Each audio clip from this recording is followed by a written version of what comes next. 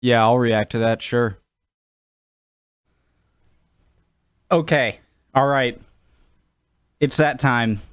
It's Hannibal time. Okay. Yep. Open new tab. How you guys doing? Doing good? If you are not ready to learn, there's the door. You're in the wrong class. Home ec is down the hall. Make me some buffalo chicken tenders. Battle of Nola. 216 BC. Almost. There we go. All right, if you're new to the channel, my name's Connor. Hello, I like to learn about history through YouTube recommendations. Rhode Island, New England, America, in that order. Let's do it. Original link to the video, top of the description, right below that, link to the Discord. Click on the Discord link if you want to, make it easier for me to interact with you, get to know you guys, and for you to, recommend anything or just hang out, whatever. Love to have you. Right below that, the third link is the link to my second channel, Mr. McJibbin, where I do more non-history related reactions. Let's go. I don't know why it's so, I got a kind of a yellow or orangish tint in the camera right now. That's fine, though. That's not important. What is important is that you are ready to learn. Let's go. Hannibal. Second Punic War. Go.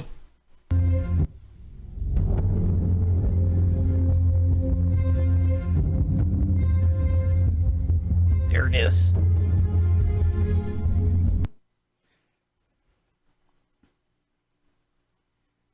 If this is your first sort of war map experience, like watching these channels, then you are in for a treat.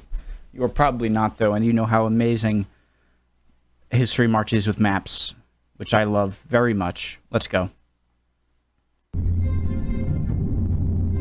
Cut off in Italy, Hannibal would yet again show his uncanny ability to adapt to an unfavorable situation.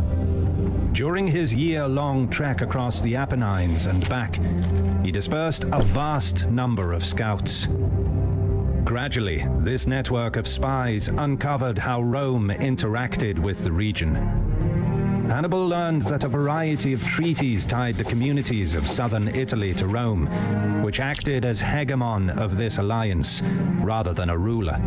Rome counted on its allies to supply half of the manpower and material that were vital for the war effort. But most of these communities were non-Roman and didn't speak Latin, and some were becoming disaffected by the high-handed Romans. This was the weak link that Hannibal needed. Continuing his policy of clemency towards non-Romans, he released up to 11,000 Italian captives back to their homes. This calculated move prompted a surge of defections. He would now... Very good. I didn't really see Hannibal as this sort of... He's obviously a very smart person and isn't just... Obviously, describing him as this ruthless kind of conqueror is to oversimplify it. Okay. Now have access to resources needed to create his own base of operations in southern Italy. Next, he dispatched his brother Mago to Bruttium, where he was to consolidate Carthaginian control, recruit new troops, gather war supplies, and subdue cities still loyal to Rome. Lastly, he released 10 Roman prisoners so they could arrange for the ransom for their 8,000 compatriots Sorry to pause, guys. I'll try not to do it that much, but I just want to say, so 2 episodes ago, I was under the impression that that would be the last episode of the Hannibal series, and so I assumed he would lose at Cannae. He did not. Amazing victory. And so now we are going, I know Zana, so his last battle against Scipio, maybe I'm wrong, will be in Northern Africa, I believe. And so now I'm just trying to see what happens between now and his eventual defeat and see how he gets over there. After the Battle of Cannae. They were escorted by Carthallo, another prominent cavalry commander. By including one of his own officers in the delegation, Hannibal intended to seek terms, declaring that his objective was not to destroy Rome, but to restore Carthaginian dominance over the Western Mediterranean. After all, by contemporary standards, he was the victor. With Rome's hegemony over Italy and its very future in doubt, surely, he thought, they would see sense. I'm thinking to myself, there's no way they do all this stuff, but forgetting hindsight and just seeing where he is right now, maybe it's not insane. He was wrong. This episode is brought to you by Curiosity Stream. Happy Halloween, guys! Happy Halloween! A subscription streaming service that offers thousands of non-fiction movies and shows from some of the world's best filmmakers, including exclusive originals. Curiosity Stream has millions of subscribers and new shows every week on history, science, tech, military history, and more. I've recently watched The First Man, that follows the journey of primates as far back as 25 million years ago, as they slowly developed into the Homo erectus and then to Homo sapiens over millions of years of evolution and thousands of miles of migrations. And as our viewer, you get a special discount on Curiosity Stream. Click the link below to visit curiositystream.com/historymarsh. Make sure to use the /historymarch. Do what I can to helps promote his channel. Do it. For unlimited access to the world's top documentaries and non-fiction series. And use the code HistoryMarsh when you sign up to get a 25% discount, which comes out to only $15 a year. That's just $1.25 per month, much cheaper than other streaming services. Stay curious with Curiosity Stream.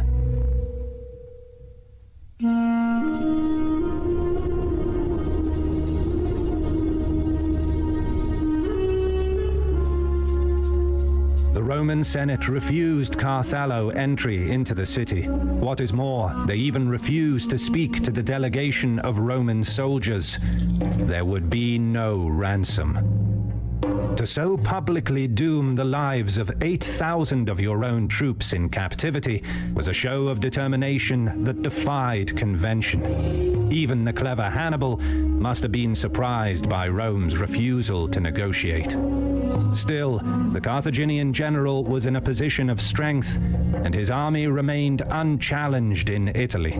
It was reasonable to think that sustained pressure would eventually force the Romans to concede defeat. And now, So he killed the high ranks and then sold the rest to slavery. Okay. he was marked. Pressure would eventually force the Romans to concede defeat. And now he was marching towards Campania to accept the defection of Capua, a city second only to Rome in size and importance on the Italian peninsula. The powerful city wanted to secure its own regional supremacy for some time. Now they used Hannibal's growing presence in Italy as leverage to demand from Rome that one of the two consuls should always be selected from Capua. I just wanted to say Capua seems like it might have some better ports than Rome. When their Roman allies refused, the Capuans had the pretext they needed to open the gates. Hannibal left a garrison to set up winter quarters in the city and resumed operations in Campania. Observing from Casilinum, Marcellus did not seek battle in the open and instead chose to shadow the Carthaginians. Although the Roman general did not realize it yet, Hannibal wanted to draw him and his army away from Casilinum, which threatened Capua's northern flank. The Carthaginian general stopped at Neapolis, recognizing the importance of its port, which could offer a safe haven for ships carrying reinforcements and supplies from Africa. However, the city's garrison was commanded by a Roman mayor and unlikely to defect. So, a question I have is, I mean, it's not like he's been in Italy for a short time now. He must be able to get some message back to mainland Northern Africa, Carthage, and so maybe he said a bit about it, but I haven't seen any sort of reserve troops sent over. I think he touched in one of the episodes how they tried to, but Rome shored up its coastline. But maybe even sailing around into the Adriatic. Right? That's the Adriatic on the other side. So I'm not really quite sure about any reinforcements he's getting from mainland Carthage. Sieging a fortified coastal city without naval support was futile. The Carthaginian general did not waste any time. He turned his attention to Nuceria al Fraterna, one of the largest and oldest cities in ancient Campania, built in the 6th century BC, with Oscan, Etruscan, Samnite, and Roman heritage. The city was a hegemon of the Nucerian League, a Samnite alliance that included the cities of Pompeii, Stabia... Is that the Pompeii? Like the Pompeii that gets wrecked? Or did that happen before? Herculaneum. Persuading the League to defect would further strengthen Hannibal's position in Italy. Once in front of the city, the gates remained closed. Sorry if I have buffalo sauce on my face. Double curtain walls, Hannibal's only option was to surround the city. He threatened to subdue Nuceria by starvation. But in light of his success at Capua, he had hoped that his propaganda image of wanting to liberate and respect the independence of the Italian peoples would convince Nuceria's Senate to switch sides. But Nuceria remained a loyal ally of Rome. To combat the food shortage, the city officials expelled those who were unable to carry a weapon and fight. Nucerians gambled that Hannibal would not risk tarnishing his image by refusing to shelter the refugees. The Carthaginian general understood their plan. Not for the first time, he would demonstrate his ruthlessness and cunning. Don't underestimate him. I saw what he did in, what is it, Alpine Gaul. He was... So that's why it surprised me a bit when he was so lenient to these southern Italy tribes and whatnot, and offering them leniency and returning troops back to their home, or some people back to their home, is that my initial impression after he got out of the Alps is he was pretty ruthless. I guess you can afford... This is my theory, I suppose. You can afford to be more ruthless in the north, I think, because you are not completely surrounded by Italy. Down here, you're on the lower Italian peninsula, and so maybe being ruthless will only make the people back Rome, I guess. I think that there is more... God, how do I say this? You know what I mean. Like, there's more resistance up north because there are other warring tribes. You know what I mean? I just feel like he had to consider the option of more leniency down here, where he could have relied more on brutality up north. I should have just said that. Instead of accepting those expelled from the city, he mixed them with refugees from several surrounding settlements and forced them back inside the walls. In an instant, Nuceria's population doubled, the food stock quickly ran out, and the suffering began. Without hope of any help from the Romans, the Nucerian Senate opened negotiations. Hannibal gave safe passage to all inhabitants who took shelter in nearby towns, then allowed his troops to plunder. Before leaving, the Carthaginians methodically leveled the city to the ground.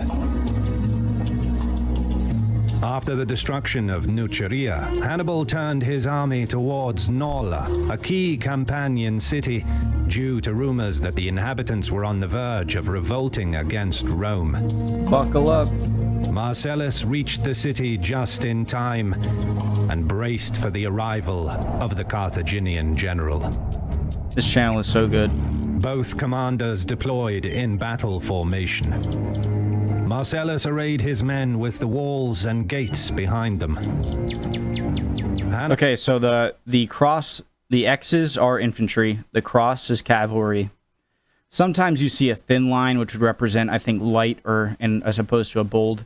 But these circles up front. Hannibal launched a probing attack, hoping that the inhabitants will rise once they heard that battle has commenced. Indeed, during the skirmish, a few panicked senators came outside to warn that the situation in the city was unstable. Marcellus was careful not to commit his men, and as soon as the skirmish ended, he withdrew behind the walls. Senators of Nola, firmly in favor of keeping the alliance with Rome, now explained that the people were in favor of Hannibal, in part out of fear that he would devastate their fields around the city and cause a famine. Furthermore, it was uncovered that there had been nocturnal talks between the inhabitants and the Carthaginians. It was agreed that once the Romans again deployed outside the walls, Hannibal would launch an attack, while the people inside would seize Marcellus's supplies and weapons, close the gates, and take up position on the walls, thereby trapping the Romans. Marcellus thanked the senators for informing him. Before the city could revolt, the Roman general inside would seize Marcellus's Hannibal would launch an attack, while the people inside would seize Marcellus's supplies and weapons, close the gates, and take up position on the walls, thereby trapping the Romans. Marcellus thanked the senators for informing him. Before the city could revolt. Okay. Sorry, I don't know why that was so difficult for me to understand. So they had talks with the Carthaginians, the people inside the wall, to betray the Romans and Marcellus. And when they would go outside the gates, the people within Nola would close the gates and take his supplies, and that would be done with it. But he uncovered the plan. Marcellus did. Okay.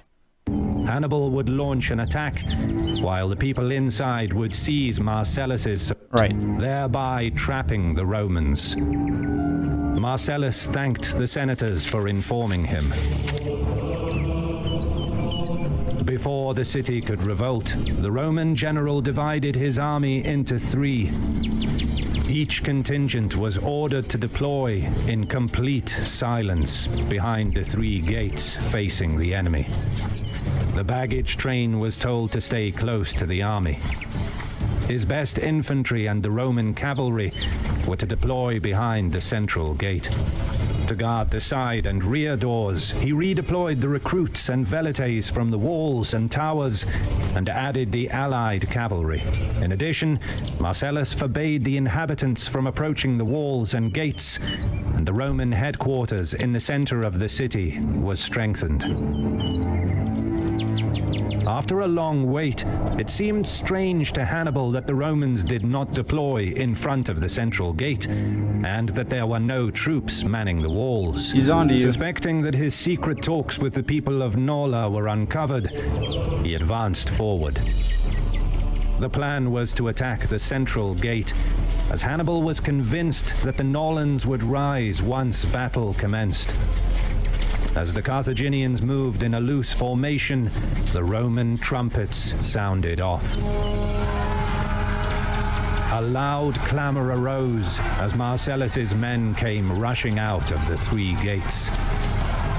The Romans forewent forming in battle formation and instead pressed forward. What the maneuver lacked in sophistication, it made up for with surprise. At first, the Carthaginian center was in trouble, unable to react to the rapid attack. But Hannibal was soon able to stabilize the line. Meanwhile, the advance of the Roman wings fell upon the Carthaginian left and right. Then came a large cloud of dust raised by Marcellus's advancing baggage train, leading the Carthaginians to believe that the Roman army was much larger than it actually was. Recognizing that Marcellus had the initiative, Hannibal ordered the men to disengage. He knew that the ruse with the baggage train could cause panic among his ranks, and did not want to let his opponent capitalize on it. The Romans dared not pursue. The Carthaginians withdrew in good order. can I just say, and maybe I'll regret saying this later, and but maybe I'm just in the moment, but if I were to be overseen by a general, either Napoleon or Hannibal or Caesar, take your pick. Alexander the Great. I need to learn more about Alexander the Great. I think I might want Hannibal as my commander more than anyone, because he seems to really keep emotion out of it, and when he's ruthless, it's not really out of emotion, and when he's caring, it's not really out of emotion. He just seems to look at everything very level-headedly and do what makes sense. And I'm growing in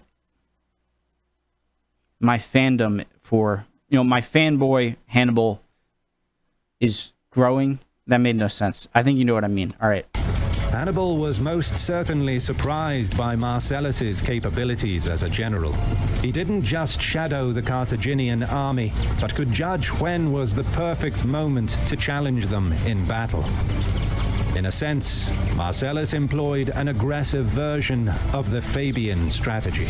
I thought it was strange to, after discovering the plot to go against you in the city, instead of that, pretty much the only thing he changed was having the baggage go behind him, and instead of going through one gate, he went through 3 gates. I mean, of course he did assure that inside the city was more safe and that it wouldn't be captured and him be locked out. But in terms of the battle strategy, it just seems like instead of 1, he made 3-prong attack, and that didn't seem very significant. And I thought, well, why would you do that if nothing's really been shored up? But he obviously chose a really good time to attack, and I think most people might have stayed in the city a bit longer, and that might have allowed Hannibal to come up with some new plan. So, well done.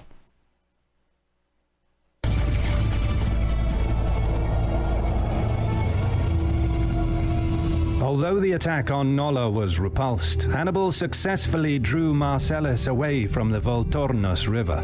He now doubled back, taking Acera after a short siege, and proceeded to Casilinum, where Marcellus left a garrison. The town controlled a triple archway bridge across the river Volturnus, on the main road that connected Capua to Rome. As one of the very few crossings across the formidable river, it was of crucial strategic value. After about a month, the Roman garrison was starved into submission. They paid an enormous sum for safe passage. By capturing Casilinum, Hannibal secured Capua's northern flank and now held a vital point from where he could launch attacks. What's Marcellus doing now? How did Hannibal get all the way up here and he's still towards Rome? A garrison was left to guard the town, while the rest of the army returned to winter quarters in Capua. Hannibal formally handed control over Casilinum to the Capuans and began making plans for the coming months. Back at Nola, Marcellus closed the gates and posted sentries to prevent anyone from leaving the city. Those that conspired with Hannibal were put on trial and beheaded. The Roman general then marched out and encamped on the heights overlooking Suessula, keeping a close eye on the Carthaginians. While the stalemate at Nola was unimportant in the strategic sense, Marcellus's encounter with Hannibal was significant because it was the first time the Romans avoided defeat in a battle against the Carthaginian. just not losing is a victory, I guess, at this point.